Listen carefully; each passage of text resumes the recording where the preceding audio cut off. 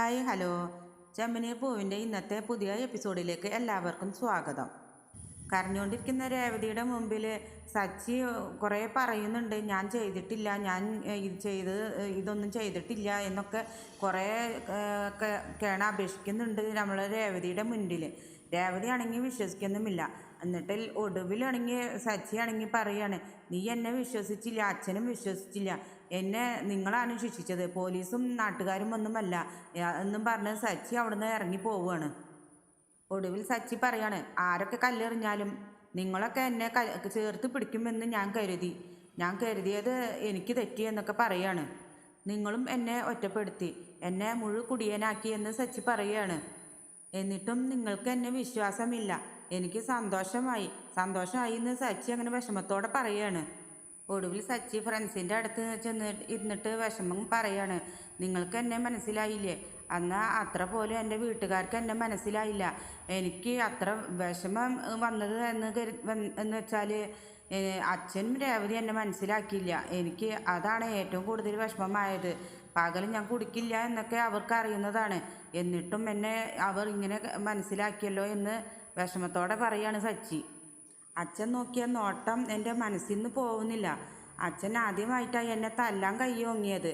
എനിക്ക് അതൊക്കെ ഒന്നും മനസ്സിൽ നിന്ന് പോണില്ല എന്നൊക്കെ ഫ്രണ്ട്സിനോട് സച്ചി പറയാണ്. ഞാൻ എൻ്റെ രേവതിയോട് കരഞ്ഞുകൊണ്ട് ഞാൻ പറഞ്ഞു, അവൾ എന്നെ മനസ്സിലാക്കിയില്ല എന്ന് സച്ചി പറയാണ്. നാട്ടുകാരൊക്കെ എൻ്റെ മുന്നിൽ കല്ലെറിഞ്ഞാലും എൻ്റെ മുന്നിലും പിന്നിലും അച്ഛനും രേവതിയും ഉണ്ട് എന്നുള്ള വിശ്വാസം എനിക്കുണ്ടായിരുന്നു. അതാണ് എനിക്ക് ഇല്ലാണ്ട് പോയത് എന്ന് സച്ചി പറഞ്ഞ് ആകെ വിഷമത്തോടെ ഇരിക്കുകയാണ്. ഒടുവിൽ ഫ്രണ്ട്സ് പറയാണ്, ആ വീഡിയോ കണ്ടാൽ എല്ലാവരും വിശ്വസിക്കപ്പെടും, അത് ആരാണാവോ എടുത്തതെന്ന് പറയാണ്. എനിക്ക് ഇവിടെ തന്നെ നിൽക്കാൻ തോന്നുന്നില്ല, ഞാൻ നാട് വിടാൻ പോവാ എന്ന് സച്ചി പറയാണ്. പൂവിക്കാനിറങ്ങിയ രേവതിയെ വഴിയിൽ വിളിച്ച് ആൻ്റണി തടഞ്ഞു നിർത്തുകയാണ്. എന്നിട്ട് രേവതിയോട് സച്ചിനെ കുറിച്ച് മോശമായി സംസാരിക്കുകയാണ്. അപ്പോൾ രേവതി ദേഷ്യം വന്ന് ആൻ്റണിയുടെ ഷർട്ടിന് കുത്തിന് പിടിക്കുകയാണ്. പൂ വിൽക്കാനിറങ്ങിയ രേവതിയെ എല്ലാവരും കണ്ടിട്ട് കാണുന്നവരൊക്കെ ചോദിക്കുകയാണ് ഈ സച്ചിയുടെ കാര്യം.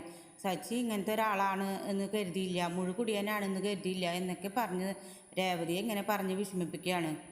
ഒടുവിൽ രേവതി സച്ചിക്ക് കുടി നിർത്താനുള്ള മരുന്ന് മേടിക്കാനായിട്ട് വൈദ്യരെടുത്ത് പോയിട്ട് ആ മരുന്ന് കൊണ്ട് വീട്ടിലേക്ക് വന്നു. അങ്ങനെ പൈനാപ്പിൾ ജ്യൂസ് അടിച്ച് അങ്ങനെ ഇരിക്കുമ്പോഴാണ് അച്ഛൻ വിളിക്കുന്നത്. രവി രേവതിയെ വിളിച്ചിട്ട് പറയാണ്, എൻ്റെ കൂട്ടുകാരൻ്റെ മോളെ കല്യാണമാണ്, അവൾക്ക് കുറച്ച് മുല്ലപ്പൂ വേണം, അതിനാവശ്യമായ ഓർഡർ ഞാൻ വാങ്ങിയിട്ടുണ്ട് എന്ന് പറഞ്ഞ് 1000 രൂപ രേവതിയുടെ കയ്യിൽ കൊടുക്കുകയാണ്.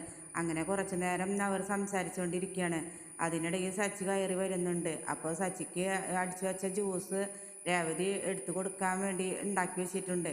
അതാണെങ്കിലോ ചന്ദ്രമതി വന്ന് എടുത്ത് ദാഹിച്ചിട്ട് വയ്യ എന്ന് പറഞ്ഞ് നിൽക്കുമ്പോഴാണ് ജ്യൂസ് കണ്ടത്. ആ ജ്യൂസാണെങ്കിൽ ചന്ദ്ര എടുത്ത് കുടിക്കുകയാണ്.